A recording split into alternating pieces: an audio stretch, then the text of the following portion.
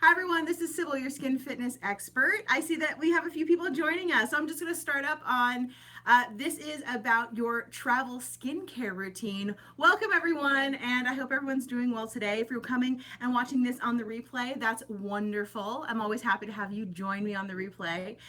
Today we're going to talk about what it's like to travel with your skincare. Everyone travels with their skincare, and they always ask me, oh my God, Sybil, I have hundreds and hundreds of dollars worth of product. And the problem with traveling with hundreds and hundreds of dollars worth of product is if it spills, if it gets stolen, if you lose your luggage, you have to deal with the fact that you've lost that all, and what do you do? So let's talk about what I do as a skin fitness expert and somebody who travels with, quite frankly, quite a lot of skincare, what I do. So the first thing I talk about is kind of what I don't like. So I used to travel with these little thingy jobs, okay? And I mean, the problem I had with these ones is that they got gross. Like they got really nasty all the time, and they would get like moldy up on the edges. And also the silicone, it doesn't deal well with essential oils, and there's a lot of product these days that has essential oil in it, and essential oil breaks down silicone. So these, whatevs, I'm out with those. They are not my jam. I am done with them. What I do like though is I do like the same company makes these little things called GoTubbs. GoTubbs, I love little GoTubbs. GoTubbs are my absolute favorite. All right, welcome, hi. GoTubbs are my favorite, and they come in two different sizes, big and little, and there's a place for both of these in my bag. So the number one thing I like about the little GoTubbs is that they snap. They snap really well. I have never had one of these spill on me, not once. If you're really worried about spillage, when I first started traveling with them, I would put a piece of cellophane on here on the top of it and then snap it down. But I'm telling you, I stopped doing that like 2 years ago. I've literally never had one of these spill on me. Now, mind you, I never kind of need to fill it all the way to the top, because you just should never have to carry that much skincare with you. So this is literally one of mine that I've been traveling with for a while. The other thing I love about these is that you can clean them. So this is one of the ones I've been traveling with, and you'll notice I just threw it in the dishwasher when it finished out, and I cleaned it. So this is one that I just finished with on this last trip. I'll throw it in the dishwasher. I didn't yet because I wanted to do this video. I'll finish with it, throw it in the dishwasher, and it'll get clean. I'll put new product in it. All right. That's why I love these particular containers. So why do I have big ones and why do I have small ones? So let's talk about what I use these containers for and how I use them. All right. So first, let's talk about what I'm going to talk about in this video. What I'm talking about in this video specifically is how I use these containers, not what I travel with. I'm going to do a whole nother video about what skincare I specifically recommend when you travel. What I'm talking about with this video is how I recommend using your travel containers. All right. So the one thing I do recommend is that you get some kind of refillable pump. This one I picked up years and years ago at a container store. But I have just switched over to a new pump. I just brought this one in because it's generic. I just switched over to a new pump that came with one of my favorite oil cleansers by Rococo. And I'll try not to talk too much about specific product lines because I know that a lot of people have all the product lines they use. But I will talk somewhat specifically about certain things. So oil cleansers need very specific kinds of pumps because they do kind of spew out other places.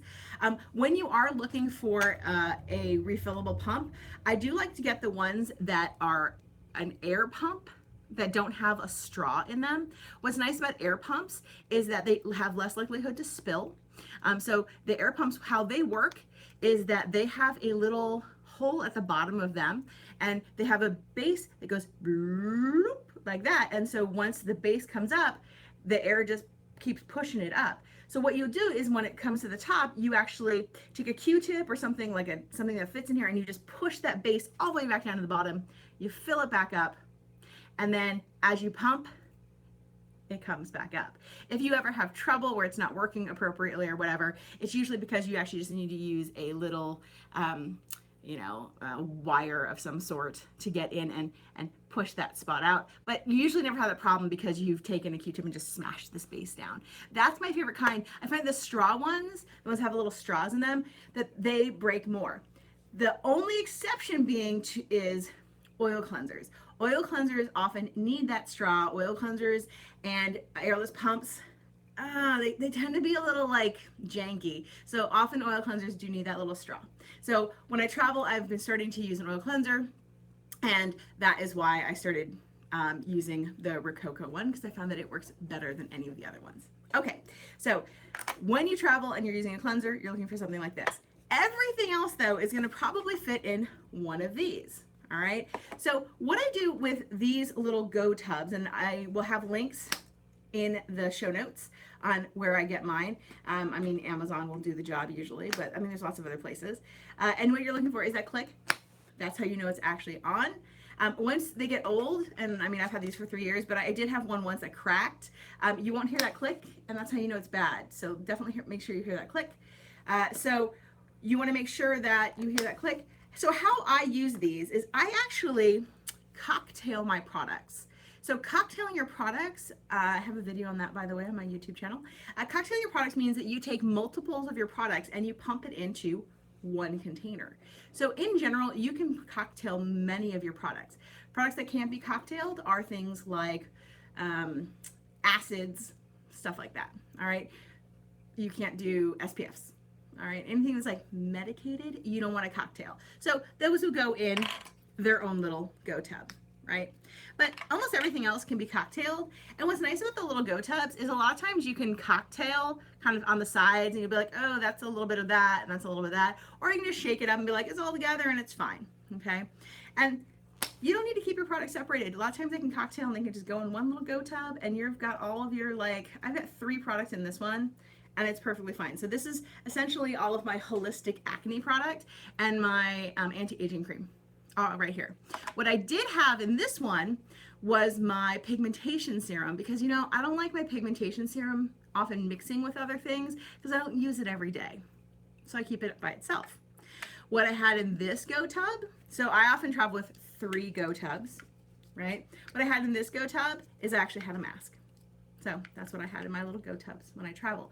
So this is all I travel with, and I'm a crazy skincare SD, right? I carry all the stuff a lot of times, right? What I like to use the big ones for are my, I like to use them for my toothpaste, my shampoos, and conditioners. And the reason why, instead of the squeezy ones, is because you can more easily refill them. You can also easily just get stuff out. And shampoo and conditioner, when they've been in here a long time, in any container, they will sometimes get crusty and stuff, and you just gotta be like, oh, I gotta ditch that, and just throw it out and wash the container. All right. I also like to talk about in this video, this is a little bonus, because I actually finished one of these and I kept it for everyone. By the way, Miracle shampoo and conditioner are my favorite products. What I like to do is when I get to the end of a container is I actually like to cut it open, and this is pretty much any of my containers. I like to cut it open, and there's product in the very bottom of it, right? Product. And that's what I like to actually stick in my travel containers. So I always keep these to go in these. And I keep my travel containers always stocked. That way I'm just ready to fly, ready to go wherever I'm going. All right. A final note on kind of, if you're like, oh my gosh, I don't kind of have time to be traveling with sunscreen. So sunscreen is kind of like a bastion of its own. I travel with powder sunscreen. I'll put it over here. I travel with powder sunscreen because it does not need its own kind of carry case, and I use a lot of sunscreen. So I carry a powder sunscreen. I think most of you, if you watch me, know that Jane Iredale is my favorite. So I carry with a powder sunscreen, and that way it doesn't need to go into a container. But otherwise, that is probably one of the things that I tend not to put in a little tub.